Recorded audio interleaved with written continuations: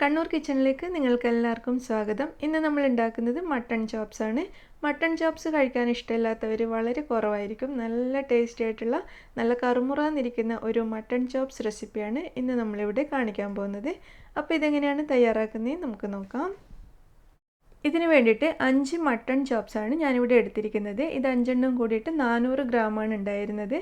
നന്നായിട്ട് കഴുകി വൃത്തിയാക്കിയതിന് ശേഷം വെള്ളം പോകാൻ വേണ്ടിയിട്ട് ഈ സ്ട്രെയിനറിലിട്ട് വെച്ചിരിക്കുകയാണ്. ഇനി ഇത് നമുക്കൊരു പ്രഷർ കുക്കറിലേക്ക് മാറ്റി കൊടുക്കാം. ഇതിലേക്ക് ഒരു 3/4 ടേബിൾ സ്പൂൺ വരെ ഇഞ്ചി വെളുത്തുള്ളി പേസ്റ്റ് ചേർത്ത് കൊടുക്കാം. 1 ടേബിൾ സ്പൂൺ വിനാഗിരി ചേർത്ത് കൊടുക്കാം. 1 ടേബിൾ സ്പൂൺ സോയാ സോസ് ഇതിലേക്ക് ചേർക്കാം. 1 ടീസ്പൂൺ ചില്ലി ഫ്ലേക്സ്, ഒരു 3/4 ടീസ്പൂൺ വരെ കുരുമുളക് പൊടി, 1 ടീസ്പൂൺ മല്ലിപ്പൊടി,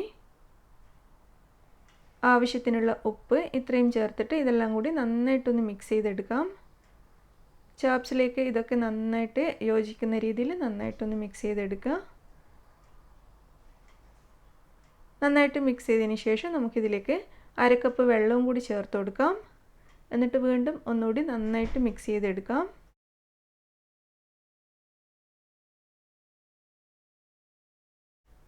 നന്നായിട്ടൊന്ന് മിക്സ് ചെയ്തതിന് ശേഷം ഈ പ്രഷർ കുക്കർ അടച്ചു വെച്ചിട്ട് ഇതിൻ്റെ വെയിറ്റ് ഇട്ട് കൊടുക്കാം.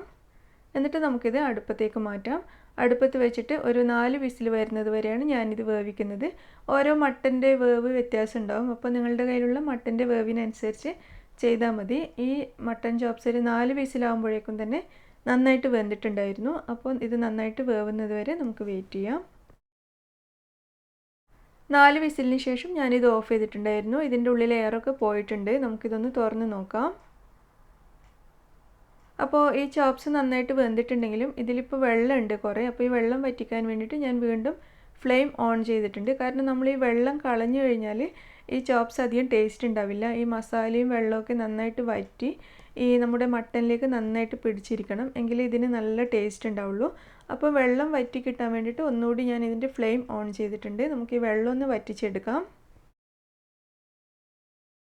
ഇപ്പോൾ ഇതിൽ വെള്ളമൊക്കെ നന്നായിട്ട് വറ്റി വന്നിട്ടുണ്ട്. ഈ വറ്റി വരുന്ന സമയത്ത് ഇതേപോലെ നന്നായിട്ട് മിക്സ് ചെയ്തെടുക്കുക. ഈ മട്ടൺ ചോപ്സിലേക്ക് മസാലയൊക്കെ ഇങ്ങനെ പിടിച്ചിരിക്കണം. അതിന് വേണ്ടിയിട്ട് നന്നായിട്ടൊന്ന് ഇളക്കിയതിന് ശേഷം നമുക്കിത് അടുപ്പത്തുനിന്ന് മാറ്റി വെക്കാം. ഇനി നമ്മുടെ മട്ടൺ ചോപ്സ് നമുക്കൊന്ന് ഫ്രൈ ചെയ്തെടുക്കണം. അതിന് വേണ്ടിയിട്ട് ഒരു ബൗളിലേക്ക് ഞാനൊരു മുട്ട എടുത്തിട്ടുണ്ട്. ഈ മുട്ടയിലേക്ക് നമുക്ക് 3 ടീസ്പൂൺ കോൺഫ്ലോർ ചേർത്ത് കൊടുക്കാം. ഇനി ഇതിലേക്ക് 1 ടീസ്പൂൺ കസൂരി മേത്തി ചേർത്ത് കൊടുക്കാം. 2 ടീസ്പൂൺ വരെ തൈര് ചേർത്ത് കൊടുക്കാം. 1/2 ടീസ്പൂൺ ചില്ലി ഫ്ലേക്സ്, അതായത് ഉണക്കമുളകൊന്ന് ക്രഷ് ചെയ്തെടുത്തതാണ്, അത് ചേർത്ത് കൊടുക്കാം. ഒരല്പം ഒരു 1/4 ടീസ്പൂൺ വരെ ഉപ്പ് ചേർത്തിട്ടുണ്ട്. 1/2 ടീസ്പൂൺ ഗരം മസാല പൊടിയും കൂടി ചേർക്കാം. എന്നിട്ട് ഇതെല്ലാം കൂടി നന്നായിട്ടൊന്ന് മിക്സ് ചെയ്തെടുക്കാം. ഉപ്പ് വളരെ കുറച്ച് ചേർക്കാം കേട്ടോ, കാരണം നമ്മൾ മട്ടൻ വേവിക്കുന്ന സമയത്ത് ഉപ്പ് ചേർത്തതാണ്. അതുകൊണ്ട് വളരെ കുറച്ച് ഉപ്പും കൂടി ചേർത്തിട്ട് നന്നായിട്ട് മിക്സ് ചെയ്തെടുക്കുക. അപ്പോൾ ഇതിവിടെ റെഡി ആയിട്ടുണ്ട്. ഇനി നമ്മൾ വേവിച്ച് വെച്ച മട്ടൺ ചോപ്സിൽ നിന്നും ഒരെണ്ണം എടുത്തിട്ട് ഇതിലേക്ക് നന്നായിട്ടൊന്ന് മുക്കിയെടുക്കാം. ഈ മുട്ട ചേർത്ത ബാറ്റർ ഇതിലെ എല്ലാ ഭാഗത്തും ആവുന്ന രീതിയിൽ നന്നായിട്ട് എല്ലാ ഭാഗത്തേക്കും ഒന്ന് മുക്കിയിട്ടെടുക്കുക.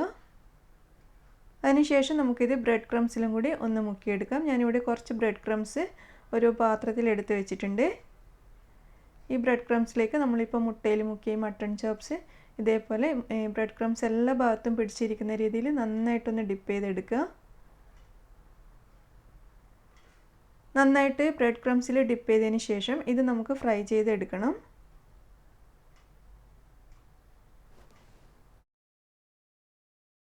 ഇനി ഇത് നമുക്ക് ചൂടായ എണ്ണയിലിട്ട് നന്നായിട്ട് ഫ്രൈ ചെയ്തെടുക്കാം. ഇതേപോലെ ഡീപ്പ് ഫ്രൈ ചെയ്തെടുക്കുന്നതാണ് നല്ലത്.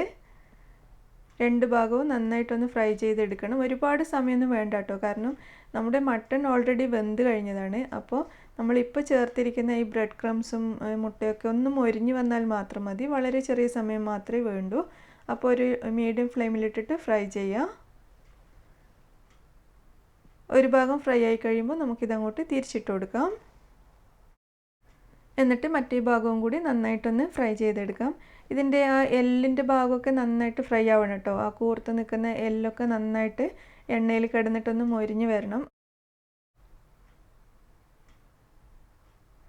എല്ലാ ഭാഗവും നന്നായിട്ടൊന്ന് മൊരിച്ചെടുക്കുക. അതിനുശേഷം നമുക്കിതൊരു പ്ലേറ്റിലേക്ക് മാറ്റി കൊടുക്കാം.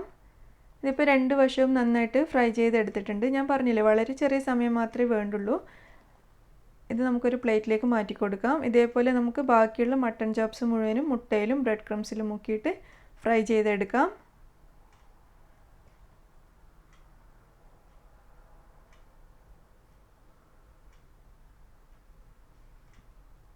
അങ്ങനെ നമ്മുടെ മട്ടൺ ചോപ്സ് ഇവിടെ റെഡി ആയിട്ടുണ്ട്. നല്ല മൊരിഞ്ഞ നല്ല കറുമുറാന്നിരിക്കുന്ന ചോപ്സാണ്. പുറം ഭാഗം മാത്രമാണ് കേട്ടോ ക്രിസ്പി ആയിട്ട് ഇരിക്കുള്ളൂ. ഉൾഭാഗമൊക്കെ നല്ല ജ്യൂസി ആയിട്ടാണ് ഇരിക്കുക. നല്ല ടേസ്റ്റാണ്. ഒരു പെർഫെക്റ്റ് റെസിപ്പിയാണിത്. നിങ്ങളെല്ലാവരും ട്രൈ ചെയ്ത് നോക്കണം. നിങ്ങൾക്ക് എല്ലാവർക്കും ഇഷ്ടമാവും. മട്ടൺ കഴിക്കുന്ന എല്ലാവരുടെയും ഫേവറേറ്റ് റെസിപ്പി ആയിരിക്കും ഈ മട്ടൺ ചോപ്സ് എന്ന് പറയുന്നത്. അപ്പോൾ നിങ്ങൾക്ക് എല്ലാവർക്കും ഇന്നത്തെ വീഡിയോ ഇഷ്ടമായി എന്ന് വിചാരിക്കുന്നു. ഇഷ്ടമാവുകയാണെങ്കിൽ എപ്പോഴും പറയാറുള്ളത് പോലെ ലൈക്ക് ചെയ്യാനും ഷെയർ ചെയ്യാനും നിങ്ങളുടെ അഭിപ്രായങ്ങൾ അറിയിക്കാനും അതേപോലെ ചാനൽ സബ്സ്ക്രൈബ് ചെയ്യാത്തവരാണെങ്കിൽ ഒന്ന് സബ്സ്ക്രൈബ് ചെയ്യാനും മറക്കരുത്. താങ്ക്